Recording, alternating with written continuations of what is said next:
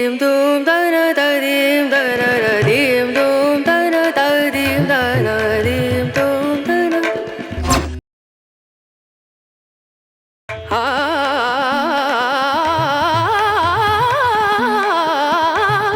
Dim dum da da da dim da da dim. Conversation secrète Je ne veux pas faire perdre du temps à qui que ce soit, allons-y. avec l'un des derniers nababs d'Hollywood. Please, Francis. Depuis quand, Francis, avez-vous en tête ce mégalopolis et quelle a été, si j'ose dire, la première étincelle? What's the first spark? Vous savez, je savais que j'avais réalisé de nombreux films au style très différent. Le Parrain était très classique, Apocalypse Now était très bien aussi, mais j'étais curieux de savoir quel était mon style.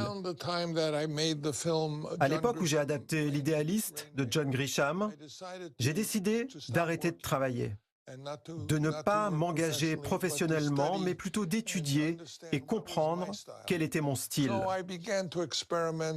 J'ai donc commencé à expérimenter, à rassembler dans un carnet tout ce que je lisais, ce que je voyais, quelles étaient mes idées.